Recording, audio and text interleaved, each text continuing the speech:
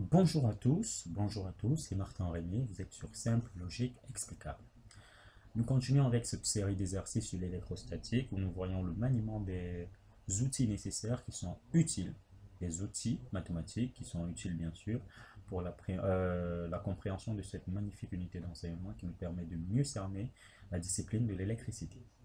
Alors ici, qu'est-ce qui nous est proposé? On nous donne un champ vectoriel V qui est défini en coordonnées cartésiennes par ce que vous voyez là. Donc on a V qui est égal à 2x moins y porté par i plus 2y moins x porté par j moins 4z porté par k.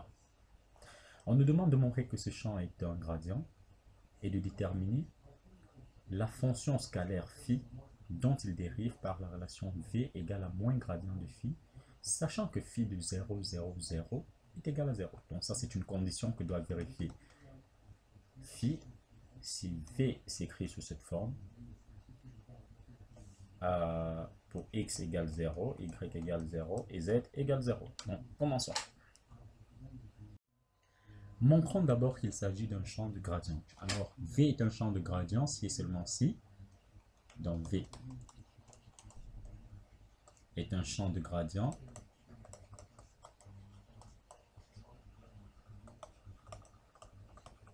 si et seulement si il existe un potentiel phi tel que V puisse s'écrire comme moins gradient de phi. Et vous voyez que si V peut s'écrire sous la forme si, alors qu'est-ce qu'on aura? On aura le rotationnel de V qui sera égal simplement au rotationnel de moins gradient de phi qui sera égal à moins rotationnel de gradient de phi qui sera simplement égal au vecteur nu. Pourquoi? Parce qu'on on a démontré que pour toute fonction phi, pour toute fonction scalaire, le rotationnel de son gradient est tout simplement nul. Donc ce que nous allons faire, c'est calculer le rotationnel de V. Vous voyez que le rotationnel de V doit être nul pour que ce V soit un champ de gradient. Et on va calculer le rotationnel de V. Nous sommes encore un système de coordonnées cartésiennes, donc c'est relativement simple. Le rotationnel de V sera égal, normalement c'est une abla vectorielle V, on pouvait faire un produit vectoriel, mais je veux que vous vous habituez avec ce calcul matriciel. Alors qu'est-ce qu'on aura là? Je mets les vecteurs I, J et K. Je mets les dérivés partiels, dérivés par rapport à X, dérivés par rapport à Y, dérivés par rapport à Z. Là, je mets les composantes multipliées par les coefficients métriques, mais comme les coefficients métriques c'est 1, 1, 1, alors ça nous va. Donc ici j'ai AX, VX pardon, qui est simplement 2x moins y. Ici j'ai 2y moins x. Et là j'ai moins 4z. Normalement ici j'ai 1. Donc là, normalement j'ai 1 sur H1, H2, H3. Mais comme H1 égale à H2 égale à H3 qui donne 1, alors ceci s'en va. Du coup, je reste avec l'expression que j'ai là. Alors qu'est-ce que ça me fait? Je calcule tout simplement. Je vais barrer là pour voir ce qui est suivant I. Je barre la ligne et la colonne. Du coup, je reste avec ceci qui va me donner la dérivée par rapport à Y. Donc, je fais ce produit. Dérivée par rapport à Y de moins 4Z. Or, moins 4Z ne dépend pas de Y. Du coup, ça fait 0. Moins la dérivée par rapport à Z de ceci. Ceci ne dépend pas de Z. Donc, 0. Le tout suivant I. Je pars. Je reviens maintenant. Je veux la composante suivant J. Mais comme tout calcul me veut, je dois mettre en moins d'abord. Parce que je suis en moins 1 puissance 1 plus 2. Vous pouvez voir cela dans le calcul matriciel. On en a tellement parlé. Alors ici, qu'est-ce que nous avons? Lorsque je barre là, bien sûr, la ligne et cette colonne, j'ai ceci. Alors, j'ai la dérivée par rapport à x de ceci, qui me donne toujours 0, moins la dérivée par rapport à z de ceci, qui me donne 0. GG. Pareil, je m'en vais maintenant sur K. Alors, lorsque je vais sur K, je barre toujours cette ligne, et là, je suis toujours à plus. Donc là, je suis à plus maintenant. Je suis à plus, je barre, et lorsque je barre, j'ai ceci maintenant. Donc, voici ce que j'ai à faire. Je vais dériver.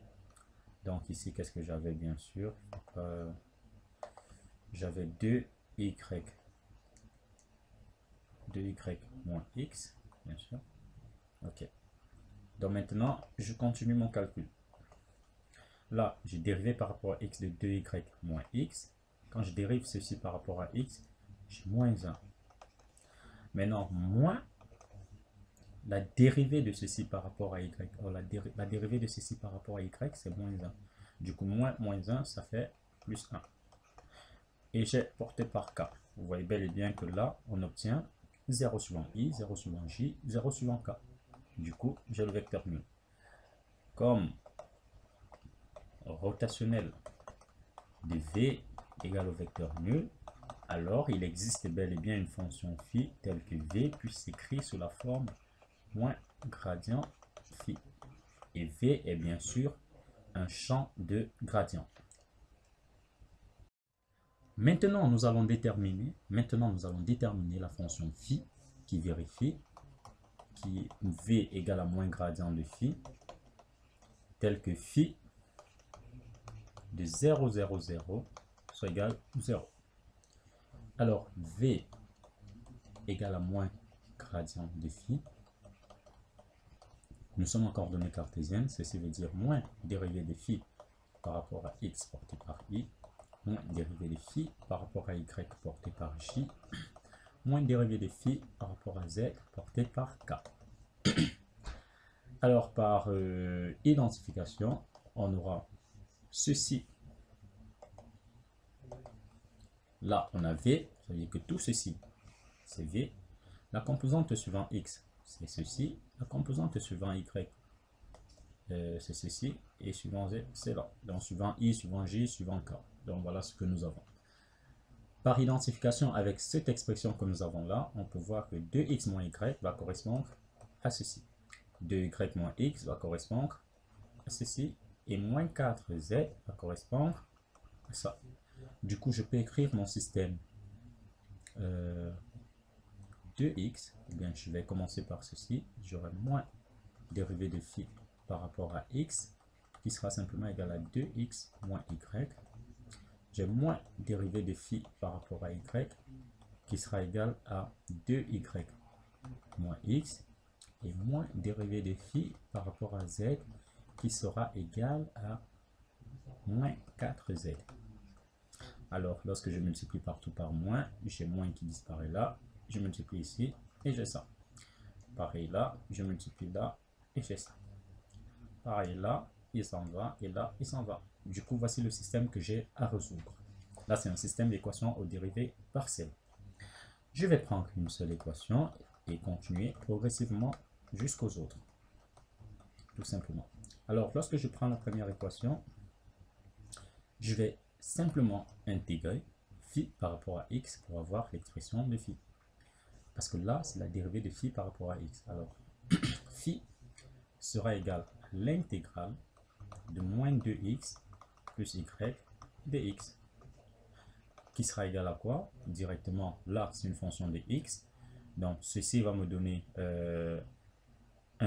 ceci va me donner x carré simplement. Donc, j'ai moins x carré pour là, plus xy, plus une constante que je vais appeler k1. Maintenant, comme j'ai intégré par rapport à x, alors k1 va dépendre de qui? De y et de z. Donc ça, c'est ce que me donne 1. Je vais appeler cette équation A. Disons, on va l'appeler A, tout simplement. Donc cette équation, c'est A. Maintenant, si je prends A, j'injecte dedans 2. Donc je prends A que je mets dans 2. Phi, je connais déjà son expression. Voici l'expression de phi. Dérivée de phi par rapport à y doit être égal à moins 2y plus x. Alors, quand je vais dériver phi par rapport à y, c'est tout ceci que je dérive. Ça veut dire que qu'est-ce que je vais avoir? J'aurai dérivé de moins x carré par rapport à y, ça fait 0. Dérivé de xy par rapport à y, ça me fait x. Plus dérivée de k1, parce que k1 dépend de y et z. Comme je ne connais pas k1, j'aurai juste la dérivée de k1 par rapport à y, qui sera maintenant égal à moins 2y plus x, donc ce que j'avais là, plus x. X s'en va de chaque côté. J'ai donc dérivé de K1 par rapport à Y qui est égal à moins 2Y. Ce qui veut dire que K1 sera l'intégrale de moins 2Y dy, ce qui me donne moins y carré plus une constante 2. Comme ici, une intégration suivant x a déjà été faite, K1 dépendant de y et z, et que j'ai intégré déjà par rapport à y, alors K2 dépend de z. Je peux donc réécrire phi. Donc ça, c'est l'expression que j'ai obtenue pour K1. Je peux réécrire mon phi maintenant. Phi sera égal à moins x carré plus xy plus K1 qui est égal à moins y carré plus K2. Donc j'ai moins y carré plus K2 dz. Donc voici l'expression que j'ai pour phi pour le moment. Maintenant vous voyez que là, il me faut encore déterminer K2. Maintenant pour ça, je vais utiliser la troisième équation. Donc si j'appelle ceci B, je vais dire B dans 3 va me donner quoi? J'aurai dérivé de phi par rapport à z égale à 4z. Autrement dit, quand je dérive phi qui est là par rapport à z, je dois trouver 4z. C'est ça mon équation. Du coup, dérivé de moins x carré, ça fait 0. Dérivé de xy, j'ai 0. Dérivé de moins y carré, j'ai 0. Plus k2 de z, bah, comme k2 dépend de z, j'aurai dérivé de k2 par rapport à z, qui est simplement égal à 4z. Du coup, à partir de là, je trouve K2, qui est simplement l'intégrale de 4z dz. Ceci me donne 2z carré plus un K3, tout simplement. K3 maintenant qui est une constante réelle parce qu'il n'y a plus de variable de dépendance. Donc ceci, c'est une constante qui appartient à R. Comme j'ai K2, je vais simplement remplacer ici pour avoir une expression finale de phi. Du coup, j'ai phi au final qui est égal à moins x carré moins y carré plus xy plus K2. Or, K2 c'est plus 2z carré plus K3 qui est une constante. Donc, je peux l'appeler K par exemple. Ou K. Donc, j'ai appelé ceci K tout simplement. Maintenant, on va se servir de cette condition qui nous est que phi de 0, 0, 0 égale 0. Donc, lorsque je vais remplacer x par 0, y par 0, z par 0, je dois trouver 0. Ce qui va me dire en fait que ma constante ici, bah, c'est tout simplement 0. Donc, au final, je me retrouve avec quelle expression?